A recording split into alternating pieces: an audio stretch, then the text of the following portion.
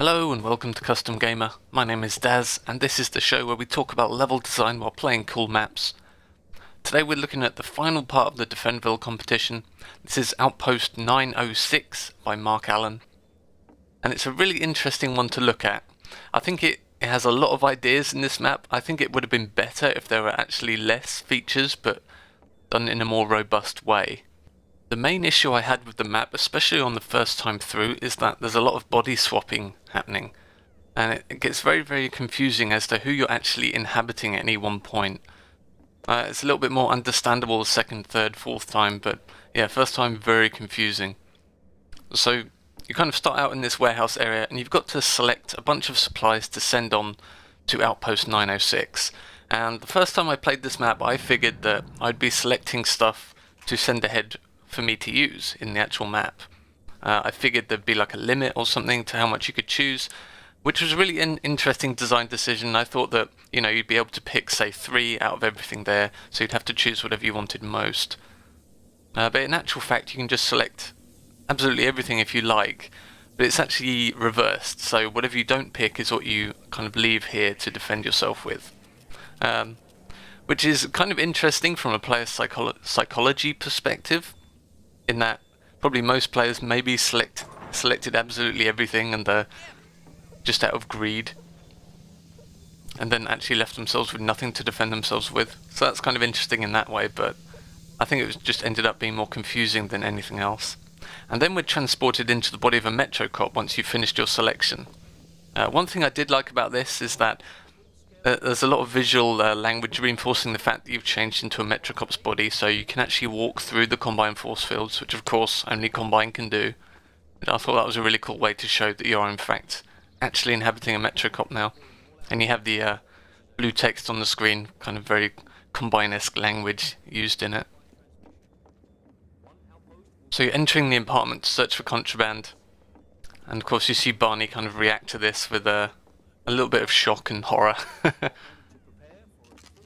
You find the secret apartment here. I think it's very strange that you can pick up the weapons here. I think I would have really liked it to not be able to pick up the weapons. I felt a little bit strange. And then of course we swap back again to Barney. And you see the Metro Cop knocked out on the floor there. Yeah, I think there's a little bit too much body swapping, honestly. I think I would have really preferred it if you just stayed in Barney's body the whole time and just had the Metro Cop walking around the apartment.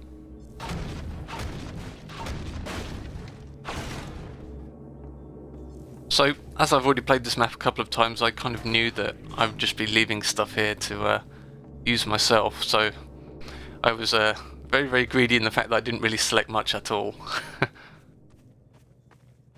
This is another interesting part of the map. So you have a grenade box and a turret emplacement. You can actually choose where to place in the map. You get a couple of ghost representations of them here, so there's actually a couple of pre-placed positions that you can place the turret at, and what you have to do is use it and they appear.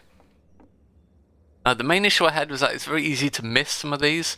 The turret ones not so much, but like the grenade boxes, they're very hard to see in a lot of cases. I didn't actually notice this one until a little bit later on through the play session. So I think it would have been better if these things actually did glow more, like perhaps had some kind of glow effect on them or some kind of flashing light or something. As it's a fairly new mechanic, you don't generally tend to do this in Half-Life 2 maps, kind of glowing outlines of positions. I think it needed a little bit more visual reinforcement as to that was what was actually happening here.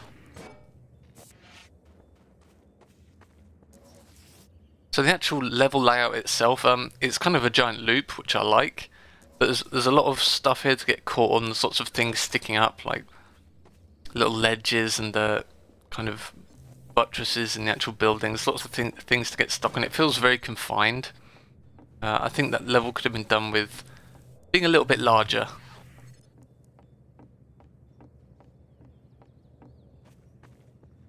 Luckily the setup phase here is a little bit more interesting, as you've kind of chosen what you want to set up here. So if you really can't be bothered setting up all these mines, you can just send them ahead to Outpost 906. Now the interesting thing is that I think depending on what supplies you send on ahead, Outpost 906 actually gets overrun or gets defended. I think that's just shown in a cutscene at the end. I don't think there's actually real gameplay consequence, it's just a kind of story thing at the end.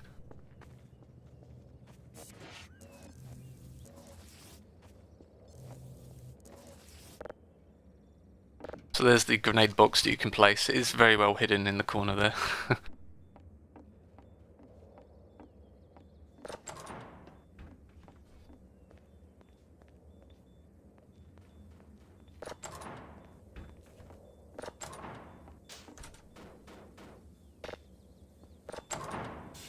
So unlike a lot of the other maps in the pack, this gives you a very long time to set up, and you can actually trigger the start of the actual ambush at any time just by using the Combine panel by the front door there that we walked through when we were occupying the Combine soldier. I like that a lot, although it's not really communicated very well. It's just kind of a panel there that you can hit. It's not actually communicated to you that that will actually start the event. Okay, so there's nothing left to do now but open up all these crates and start the ambush, so let's skip ahead to that in the interest of time.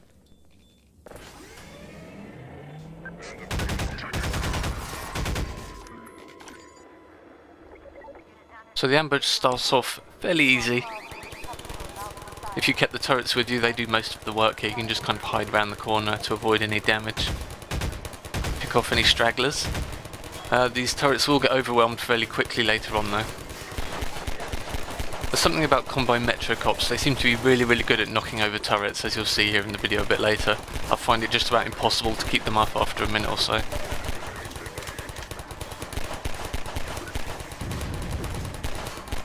Combine, the master of multiple dimensions, and they design a turret that gets knocked over by pistols. Of course it's a gameplay contrivance, but it's kind of funny either way.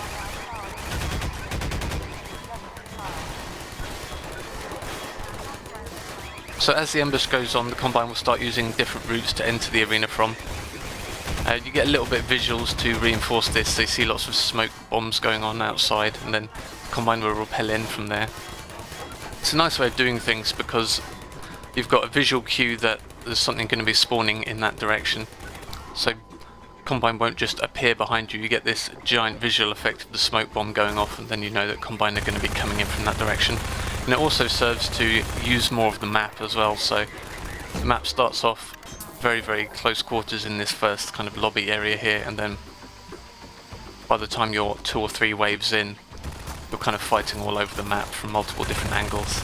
And it's handled fairly well. You kind of know where the Combine's coming from just from the visual cues of the smoke bombs going off.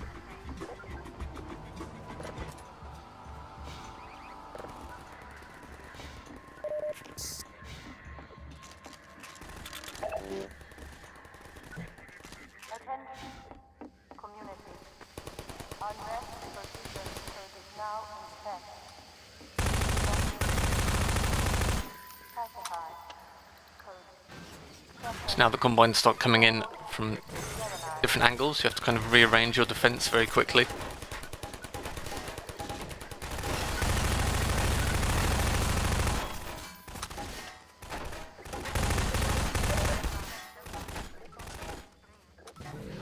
It's kind of funny that you can choose where you want the turret to be, but you don't really have any knowledge about where the Combine are going to come from aside from the front door at the very start. So I ended up not using the turret at all in this playthrough. It's a little bit of an issue that other maps had as well, where you were never really sure where the Combine were going to be coming from.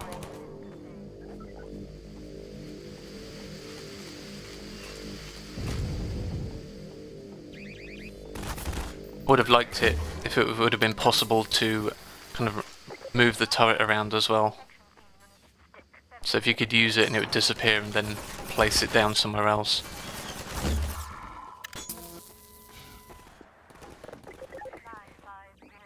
It's kind of funny that Combine will jump on the turret as well. They seem to really like the turret wherever you put it. I always find someone sitting there just waiting for you to come back and check on it.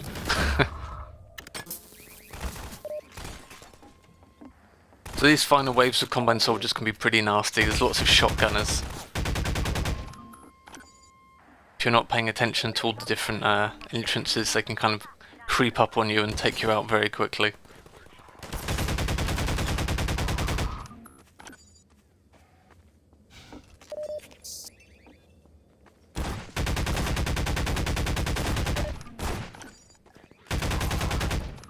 Really not sure how I managed to miss all those shots.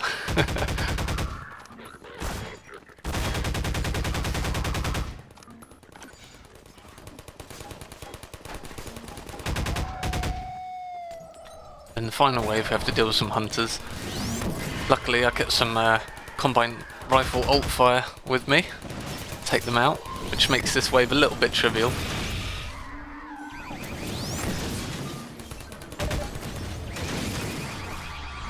This final wave is a bit strange in that all you have to do is, it feels like it's just survive for a little amount of time before the whole building explodes. And this is where you're kind of shown the fate of Outpost 906. So depending on what supplies you send ahead, you'll either get a cutscene of the... I think you get a cutscene of the rebels living if you send off a lot of supplies. And I think this outpost shows this one if you didn't send enough supplies, so I've been very greedy here. Yeah, it's an interesting idea, but there's absolutely no kind of gameplay incentive to send on all these supplies. And then there's a little brief segment here showing you escaping from the apartment at the end. But again, because of all the body swapping you did earlier, you're not really sure who you're inhabiting right now. You don't really recognise this area. If you'd actually been inside the apartment you were fighting in, and it was kind of all on fire and you were escaping, I think it would have worked better. So yeah, interesting map. A little bit confusing for the first time players. I think all the body swapping really didn't help there. I think that could have been handled better. But really interesting idea to select supplies. Alright, so that's Defendville all finished up. I'm going to do a video wall for it, just so for easy selection of all the videos. Coming soon, I've got Perplexity by Migga, which should be out over the weekend perhaps, and I've got Conference of the Shamblers by Skaki for Quake, which should be out again in a couple of days. See you next time.